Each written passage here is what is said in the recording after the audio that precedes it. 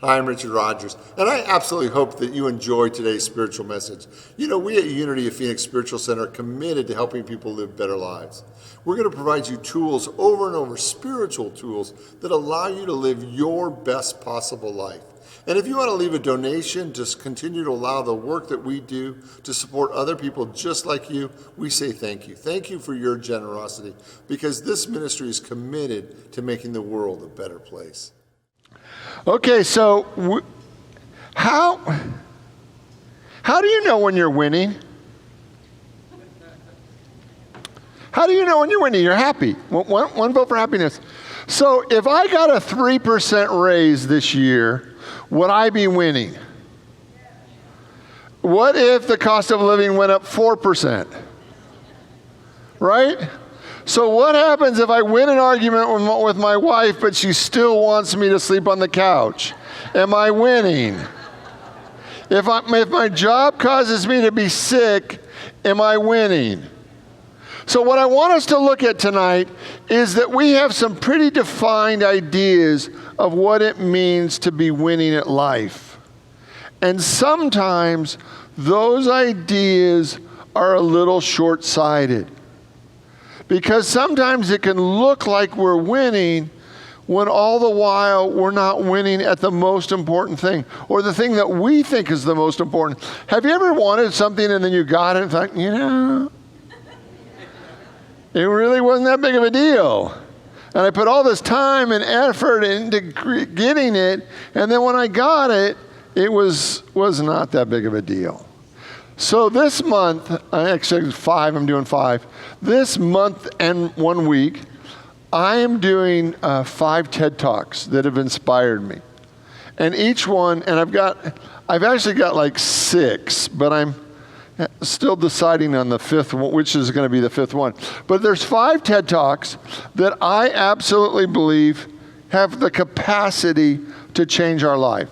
That the ideas that they share in these TED Talks are so thought-provoking, so interesting, that if we actually engage them, they can make a difference. So tonight I'm going to begin with Clayton Christensen. He is the Kim B. Clark Professor at Harvard Business School, the author of 7 books, 5 times recipient of the McKinsey Award for the Harvard Business Review Best Article. He is the co-founder of 4 companies, including one called Innovation. In 2001, he was named the most influential business thinker of our time. His latest bestseller, which is also the title of the TED Talk, How to Measure Your Life. In an interview recently, he talked about the inspiration for the book. He said, "I have rarely set out to write an article nor a book. It happened as a result of encouragement of my students. A number of them, both present and former, had expressed to me the thinking in class had truly helped them after they left business school, not just in their careers, but more importantly, in their lives. So a couple years ago, the graduating class asked me to address them on my research. I spoke on the topic that I discussed with my students on the last day of class. We talk about all these theories we've studied all semester long, but instead of applying them to companies or businesses, we apply them to ourselves." So that he looks at all the business practices that they go through, and their final in this class is they have to determine how personally they got to their using business principles.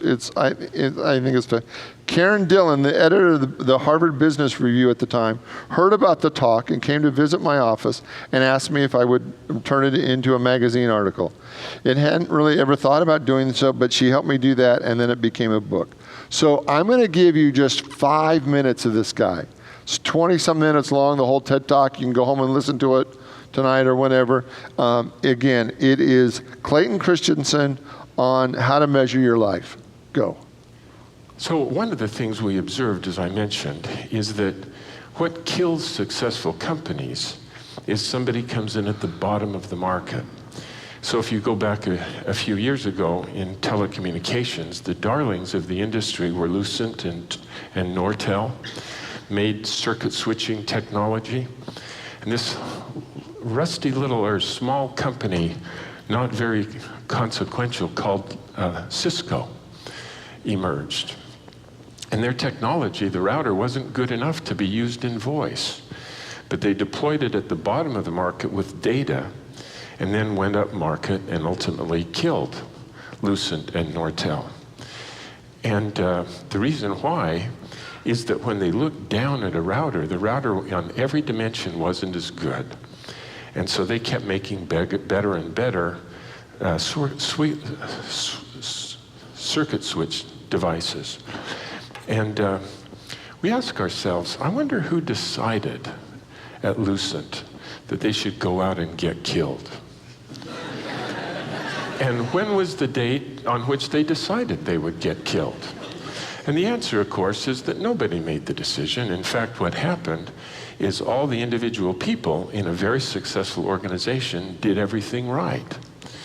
But because they did all of these things independently in what made sense in those circumstances, when it summed up to disaster. Well, the reason why it sums up to disaster is they're trying to maximize their profitability.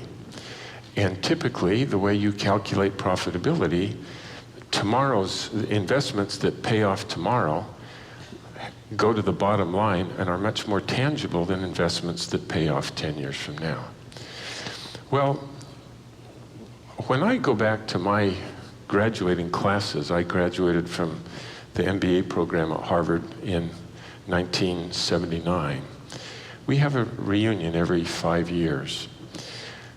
When we came back for our 5th reunion, man, everybody was happy. Most of our classmates had married people who were much better looking than my classmates. They're doing well in their career. But as we hit the 10th and 15th and 20th and then the 25th anniversaries, oh my gosh, my friends were coming back not happy with their lives.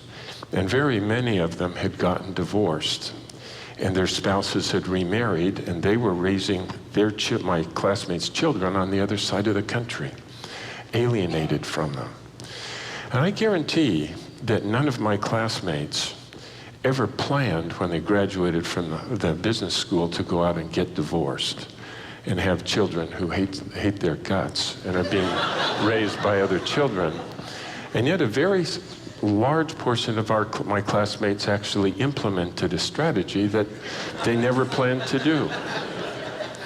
And it turns out that the reason why they do that is the very same mechanism, and that is the pursuit of achievement. So everybody here is driven to achieve. And when you have an extra ounce of energy or 30 minutes of time, instinctively and unconsciously, you'll allocate it to whatever activities in your life give you the most immediate evidence of achievement. And our careers provide that immediate evidence of achievement. We close a sale, we ship a product, we finish a presentation, we close a deal, we get promoted, we get paid. And our careers provide the most very tangible, immediate achievement. In contrast, investments in our families don't pay off for a very long time. In fact, on a day-to-day basis, our children misbehave over and over again. And it really isn't until 20 years down the road that you can look at your children and be able to put your hands on your hips and say, we raise great children. But on a day-to-day basis, achievement doesn't at hand when we invest in relationships with our family, with our children and our spouses.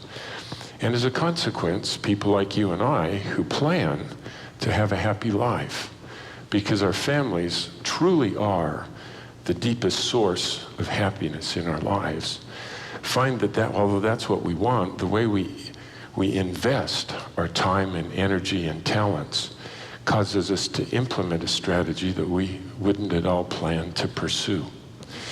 And so I wanted to just offer that one as something to think about. The reason why successful companies fail is they invest in things that provide the most immediate and tangible evidence of achievement. And the reason why they have such a short time horizon is that they are run by people like you and I. And we then apply that very same thinking process in our personal lives with sad results. Well, happy thought, happy thought. Right? So here, have you ever made a choice that looked like it was going to take you where you wanted to go, and then when you got there, it wasn't it? Right? So one of the premises that I want us to look at as we're moving these ideas, 5 thoughts, 5 talks that will change your life, is I want you to really look at where you want to be long term. Because most of us don't think we're going to live as long as we are. Can I get an amen? Amen. Most of us are going to live far longer than we think today that we're going to live, right? So what if today you began what Stephen Covey called to begin with the end in mind, and you thought about how you want to be at the end? What would the most important thing be? And what if we actually begin today to not put the focus on short-term results, but actually kept our vision on a long-term objective? Would you be willing to see that you could make different choices today that would create a different long-term effect? Anybody here was here on Sunday? I spoke on Sunday. And when I spoke on Sunday, I talked about decisions. And I really believe that the most powerful way to change your life is to make a different decision, right? And that you really can't move in a different direction until you're willing to make a different decision. That if we keep making the same decision over and over and over again, like it or not, we're still going to get the same results over and over and over again. And what I want you to see, and today kind of goes with Sunday, in the fact of until we have a long-term vision that is satisfying, we can't really create the choices today to get us there. When I left Unity of Phoenix in 2005, 2006, one of the things I began to do is coach men. And the focus was, especially as we went into 2008 and 9, the focus was highly successful men that were at or near retirement and realized that the skill set that they had at work wasn't working well with their family. And what I began to see was there was this large group of men who, and maybe it was so for women, but it was painfully obvious that it was so for men, who had attained a great deal of success. So I was working with CEOs, I was working with lawyers and doctors and people that were very successful, and by and large, their kids weren't talking to them. That was kind of the premise. It was like they were on their multiple relationships, and their personal life wasn't working because the skill set that they had developed in their career life wasn't translating well into retirement, that nobody wanted to talk to them, right? Which was really the premise, right? They would call me when they realized really nobody in my family wants me to be home. They actually want me to go back to work. And so I began to work with men on helping them develop another skill set that wasn't based on their corporate, because what they were discovering is their kids didn't want to be treated like a board of directors. Like they didn't want to have memos back to them by 5 o'clock the next day. They actually wanted a relationship that was more rewarding. And these guys, bright, really bright guys, most of them were really bright guys, and really big-hearted, and they had over time just kind of learned to put that away. Like it was like they didn't lead with it, they didn't focus on it, they got results. The reason they got promoted, the reason they got all the accolades was because they got results. And their family didn't want to be driven like that, right? So tonight, if you think about 10 years from now, or 20 years from now, or 30 years from now, or 100 years from now, I don't know how long you're going to live. 100 years from now, what new choices, what new actions would you be willing to institute, to put into your life that would expand your life in the direction you want to go? Let me give you another example. Some of you know Bill. Bill many years ago, used to work in youth ministry. He was the volunteer that would greet all the kids when they came in the door. And what I found out, what I learned about Bill, is that Bill didn't have a great relationship with his kids and his grandkids, and he didn't spend a lot of time with them. And he really wanted to have more relationship with his kids or his grandkids, and that wasn't happening. So he began to volunteer in youth ministry, and every Sunday he was there between services and after the 11 o'clock to give kids high fives. So that every kid that came into youth ministry had to go by Bill, and Bill just loved them up. He just loved every kid, and he was the grandpa for every kid that wanted a grandpa. And his life changed because he found a way to give all that love that is within him. And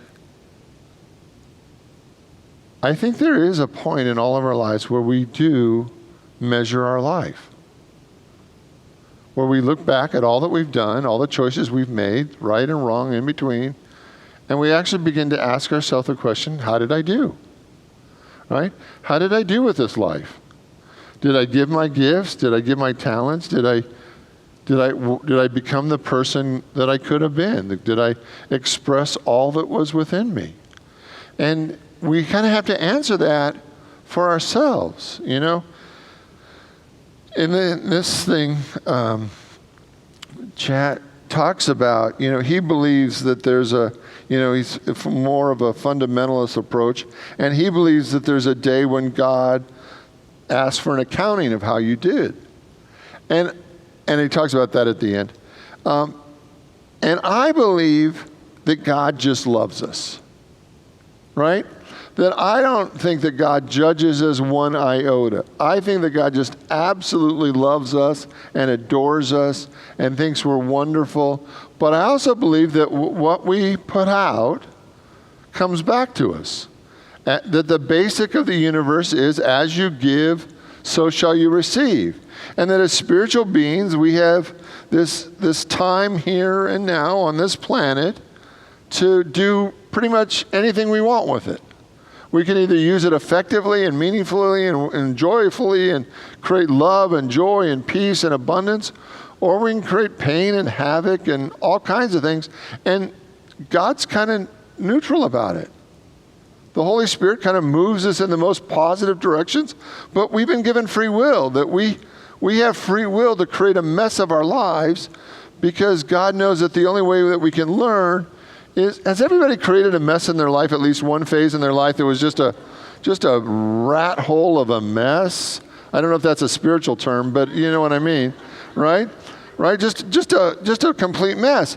And thankfully, one of my biggest messes, not certainly my only mess, but one of my biggest messes was in my 20s, you know, and I went into debt, and it was a problem, and I couldn't make the minimum payments on my life, and it was just problematic, right? But having done it in my 20s, I learned from it, right? So I didn't want to continue to repeat that into my 30s and beyond. I kind of learned that, and it wasn't a lot of fun. And the reality is, every day is our spiritual day to awaken to the possibilities. And to look at our life honestly, really honestly, to take our fourth step and to take a thorough inventory of our life and to say, is this the life I want to be living? Am I as happy as I want to be? Am I as prosperous? Am I as loving as I am as kind? That every day we have the opportunity to take measurement of our life and then adjust. And the key thing is the adjustment, right? Now, if you take a measurement of your life and you just feel bad and you roll over and you play dead, did that serve you in any way? So if you do it, sure, no, right? So if you do an inventory of your life and it just depresses you and you don't get out of bed for 6 months, was that inventory of your life helpful? No, because you didn't learn from it. You didn't grow from it. You didn't expand from it. You didn't use any more of your God-given abilities to live a better life. You just allow it to say, oh, I'm a terrible person, and you roll over and go back to bed, right? That's not why we're here. If you take a measurement of your life and you see that you've done some things that maybe you could have done differently, you could have been kinder, more loving, more forgiving, whatever it is, that you could have made better choices, then make better choices. Because you're going to live longer than you think. Will you say that with me? I am going to live longer than I think. One more time. I am going to live longer than I think. So, however long you think you're going to live, right? You might have an idea how long you think you're going to live. I want you to add at least 15 years. Right? I want you to add 15 years. And now some of you are like, woohoo! No, really none of you look that excited. Right? But I want you to see that you're going to live substantially longer than you think you are. Now, not all of us, but the averages, the majority of us, right, are going to live longer than we think we are. And I want to make sure that today, right now, that you're making choices for a long, great life. Because you can retire, but you're going to be in retirement a long time, right? You are. And I want you to be shaping and creating and living your best life through the whole game. All right. So if you tell yourself the truth, this is your homework. You ready? If you tell yourself the truth tonight, what is one new choice that you know you're being asked to make that would expand the quality of your life for the next 10, 15, 20, 50, 100 years?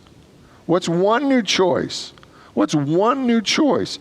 Because there's never a point, and because we have free will, we can, but there's never really a point where Spirit expects us to stop evolving.